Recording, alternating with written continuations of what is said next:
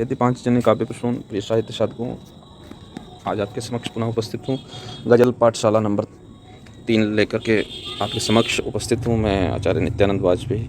जैसा कि कल की पाठशाला में आपको गज़ल के बारे में मात्रा, भार, वज़न या भार कैसे निकालते हैं उसके बारे में मूल जानकारियाँ दी थी, तो आज हम अगली कक्षा की ओर चलते हैं, जिसमें है रब्त के बारे में बात करेंगे। गज़ल तो सभी कहते हैं, बहुत सारे लोग कहते हैं, लेकिन गज़ल की दो पंक्तियाँ, दोनों मिसरों में उला और सानी के बीच में को रिलेशन होता है, सह संबंध होता है। अगर ऊपर वाली पंक्ति में या ऊपर वाले मिसरे में या उला मिसरा में अगर प्रश्न किया गया है तो सानी मिसरा में उसका उत्तर होगा। अगर इस प्रकार से आप समझ सकते हैं तो उसको रब्त कहते हैं, उर्दू की भाषा में उसको रब्त कहते हैं। और रब्त पर आज हम चर्चा करेंगे। तो रब्त क्या होता है इसके बारे में मैंने आपको तकरीबन बता दिया है। मोटे तौर पर किसी शेर की ये ख़ास बात होती है कि दो वाक्यों में कोई बात पूरी हो जाती है। शेर का मतलब यही होता है, शेर वही होता है कि दो ही पंक्तियों में एक कविता हो जाती है। शेर अलग अलग शेर जो होता है गज़ल का, वो अलग अलग दो पंक्तियों में एक कविता होती स्वयं में पूर्ण। यानी पहले वाक्य में जो बात शुरू की गई है वो दूसरे वाक्य में पूर्ण हो जाती है, अथवा दूसरे वाक्य में पहले वाक्य की बात को और ज़्यादा एलेबरेट किया जाता है। एलेबरेट का मतलब होता है विश्लेषण, और ज़्यादा विश्लेषित किया जाता है और ज़्यादा उसको गहराई से बताया जाता है, अर्थात और विस्तार दिया जाता है। किसी भी शेर के दो वाक्यों के बीच रब्त होने का यानी संबंध होने का अर्थ यही है। ऐसा नहीं हो सकता है कि एक वाक्य में हमने जो बात कही है उस बात का दूसरे वाक्य की बात से कोई संबंध ना हो, तो उसको शेर नहीं माना जाएगा। ऐसा होना एक दोष है, और ऐसी स्थिति में हम शेर को सही नहीं कह सकते। वो शेर नहीं होगा अगर उसकी दोनों पंक्तियों में उला और सानी में आपस में सहसंबंध नहीं है। ठीक है, मगर सच्चाई यह है कि ज़्यादातर नए लिखने वाले इस ओर ध्यान नहीं देते हैं और रदीफ और काफिया मिलाने के चक्कर में एक पहलू अछूता रह जाता है, जिसके कारण उनके शेरों में वह बात पैदा नहीं होती, ना ही वह चुस्ती दुरुस्ती दिखती है जो किसी शेर से अपेक्षित होती है। ठीक है, आइए अब हम इसके बारे में बात करते हैं, समझते हैं कि रब्त कैसे पैदा किया जाता है।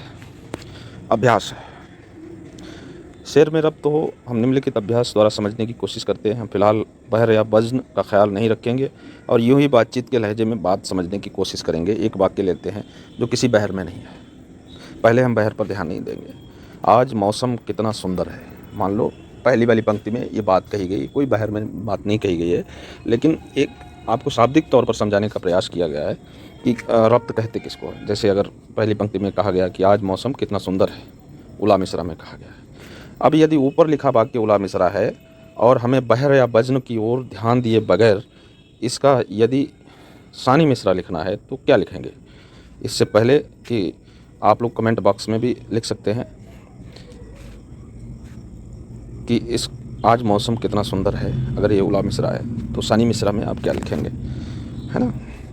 आप अपने अभ्यास के लिए लिखना भी है कमेंट के माध्यम से इस वीडियो के। अब इसका उत्तर जानते हैं। आज मौसम कितना सुंदर है, क्यों ना बाग की सैर पर चलें। ये हो गई आज के मौसम कितना सुंदर है, क्यों ना बाग की सैर पर चलें। ये हो गई शेर वाली बात। रब्त तो हो गया दोनों बातों में। आज मौसम कितना सुंदर, जब मौसम कितना सुंदर होता है तो बाग या उपवन में या कहीं घूमने के लिए जाने से अच्छा लगता है और गुड फील होता है। तो ये रब्त इसको कहते हैं कि आज मौसम, अगर उला मिसरा में लिखा गया है कि आज मौसम कितना सुंदर है तो सानी मिसरा में लिखेंगे क्यों ना आज बाकी सैर पर चलें। और भी बहुत सारी बातें हो सकती हैं। आज मौसम कितना सुहाना है, चलो कहीं घूम कर आते हैं, ये भी इसमें भी रब्त होता है, रब्त हो सकता है। आज मौसम कितना सुहाना है, कितने सारे फूल खिले हुए हैं, ये भी रब्त वाली बात हो सकती है। आज मौसम कितना सुहाना है, लगता है बारिश होने वाली है, ये भी रब्त हो सकता है। आज मौसम कितना सुहाना है, आसमान में चांद सितारे झिलमिला रहे हैं, ये भी रब्त हो सकता है। रात को भी मौसम सुहाना हो सकता है। तो इस प्रकार की बातें होती हैं। आज मौसम कितना सुहाना है, बागों में कितने फूल खिले हुए हैं। तो रब्त का मतलब होता है कि दोनों भी पंक्तियों में आपसी संबंध होना चाहिए। अगर आपने उला मिश्रा में कोई बात रखी है तो सानी मिश्रा उस बात की गवाही देना चाहिए, उस बात को और विवरणात्मक ढंग से सानी मिश्रे ने कहना चाहिए और भी विश्लेषण करना चाहिए सानी मिश्रे ने, तब शेर चुस्त और दुरुस्त होता है और शेर में शेर वाली बात होती है। आप समझ गए होंगे रब्त को। तकरीबन दूसरा उदाहरण लेते हैं। देखो, आज मौसम कितना सुंदर है, काश तुम मेरे साथ होते।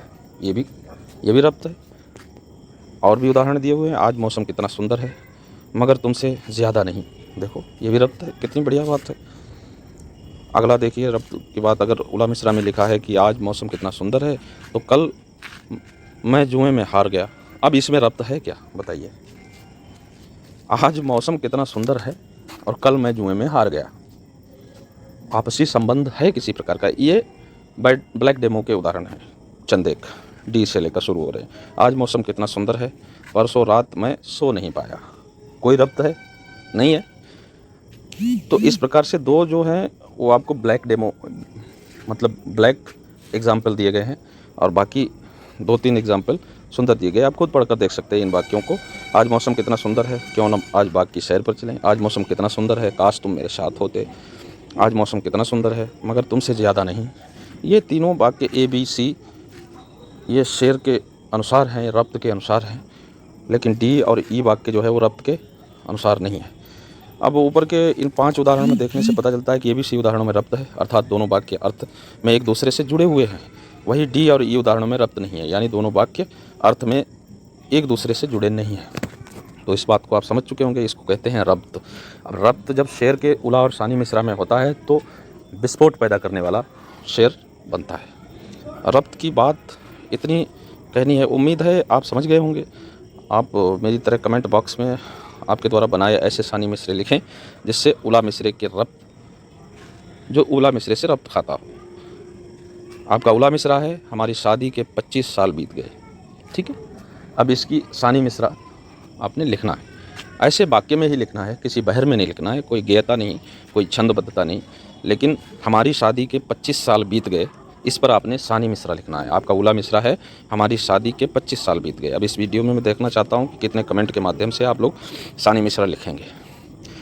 ये रब्त की बात हो गई है। अगली गज़ल कहने का तरीका अगली कक्षा के में लेकर आपके समक्ष प्रस्तुत होऊंगा। मैं आचार्य नित्यानंद फर्रुखाबाद उत्तर प्रदेश से आपके समक्ष प्रस्तुत होता हूँ। गज़ल की छुटपुट जो जानकारियाँ गुरुजनों से प्राप्त हुई हैं उन गुरुजनों को सादर प्रणाम करता हूँ, जिन्होंने मुझ अबोध को, मुझ किंचन को ज्ञान प्रदान किया है। साष्टांग नमन करते हुए, माँ शारदे को प्रणाम करते हुए यहाँ पर इस आज की पाठशाला को विराम देता हूँ। कल पुनः आपके समक्ष उपस्थित होऊंगा गज़ल की एक नई पाठशाला लेकर। सादर नमन।